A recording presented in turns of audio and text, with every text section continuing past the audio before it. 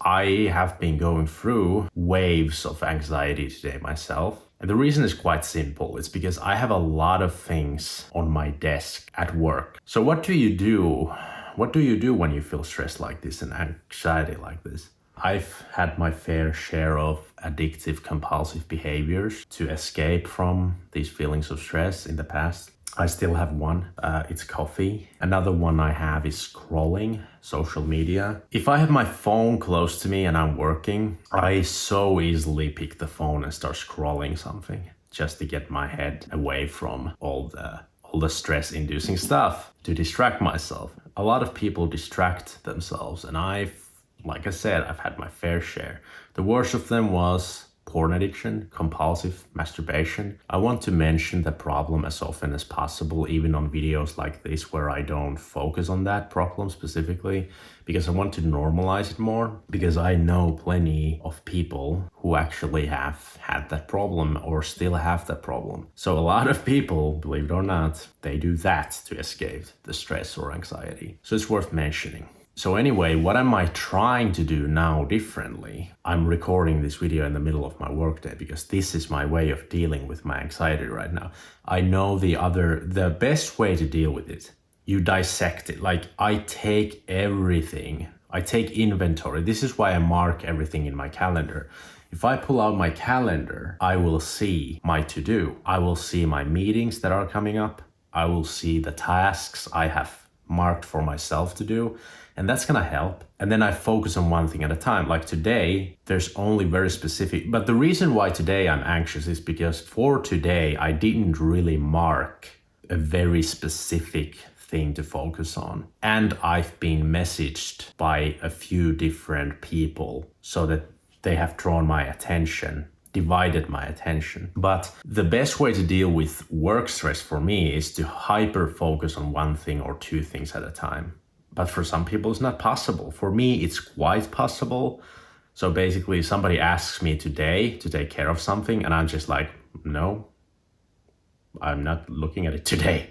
I'm looking at it, let's see, let's check my calendar. Next Thursday, I can look at your problem. That's how I do it. It's like I draw these boundaries, and I don't give a fuck.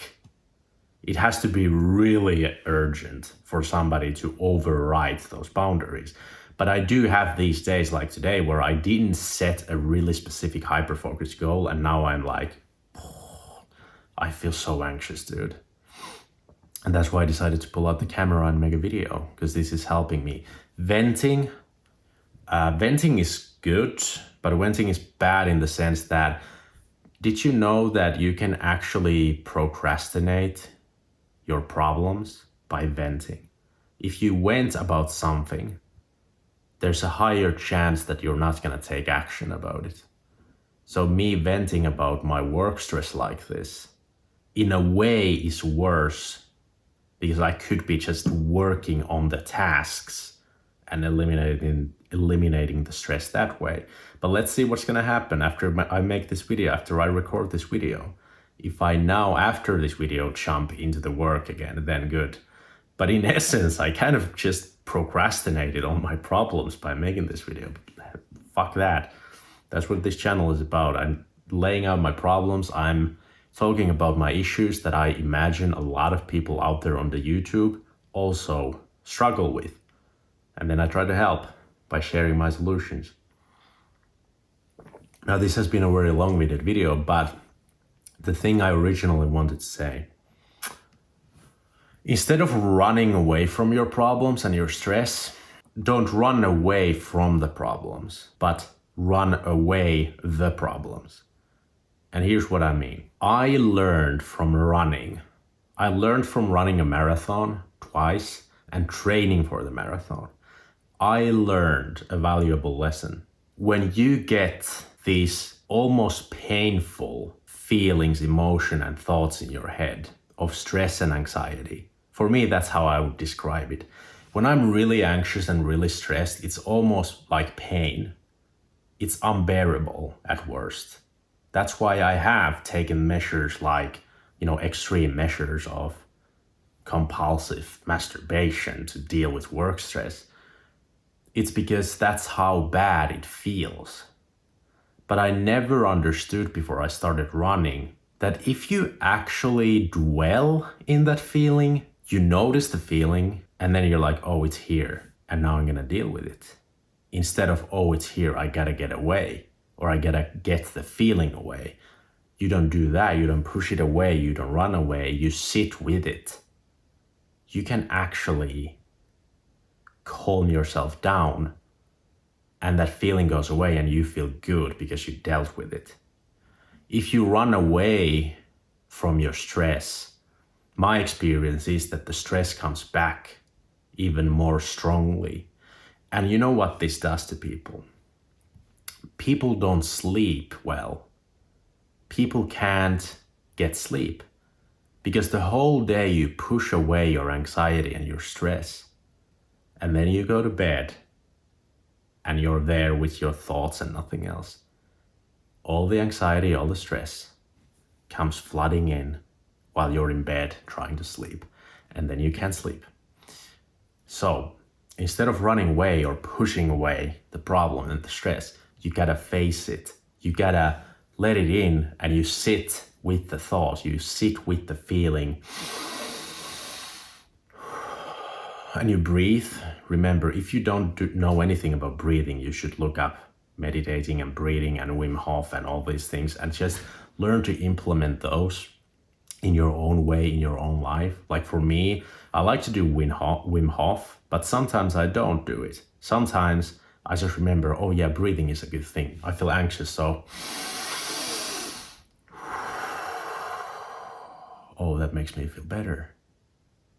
And then I sit with the feeling and I don't do anything. I don't try to kill the feeling. I don't try to push the feeling. I don't try to run away from the feeling. I just sit with it. And then I realize that, oh, it's just a feeling and I'm not dying and everything's okay. And then it slowly fades away and I don't do anything stupid to escape it. And then I actually tackle one problem at a time. Like now, after this video, I'm gonna check the message I just got. I'm gonna check my email because I know I have a bunch of emails I haven't read from Friday because I had vacation on Friday. I'm gonna go through my emails today and check the messages. And literally, that's all I care about today. I don't care about anything else today. I only care about the emails and replying to those emails. I'm not gonna do anything else today. Fuck everything else. There is a to-do list.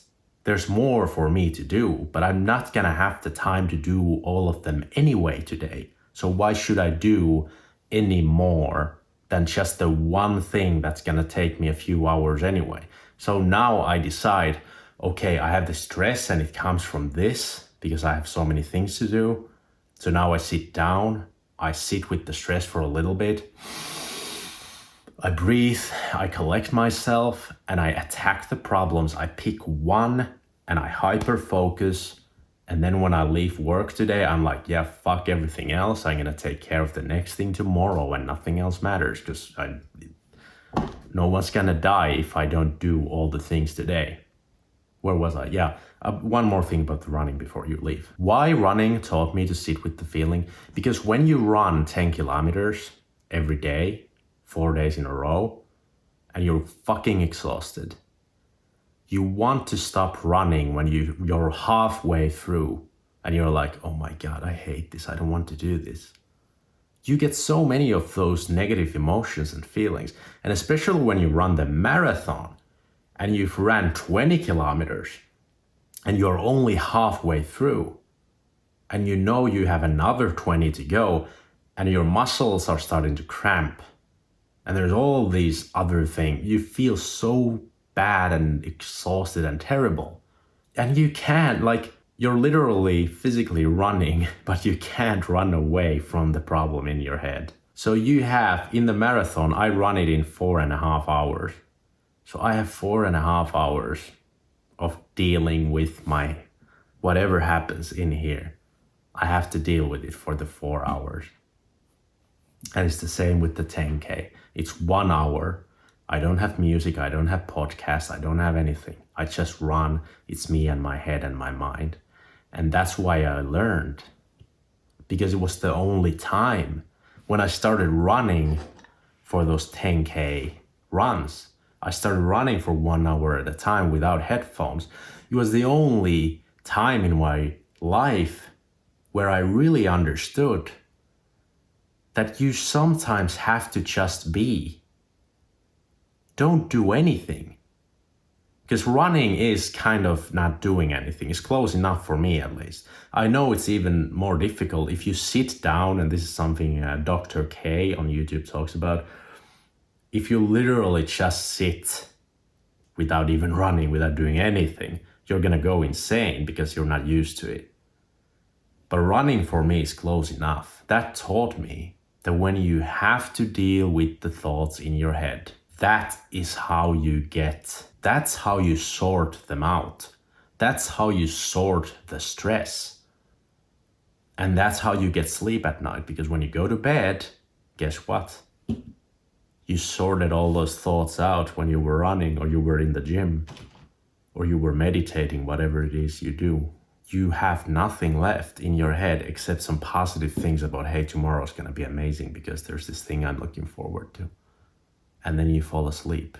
And that is my video rambling on stress and anxiety. I hope you get something out of this. This was so inorderly. How do you deal with stress? Do you have stress in the first place? Do you have stress and anxiety or not? And if you do, how do you deal with it? Let everyone know in the comments. Let's have some conversations in the comments.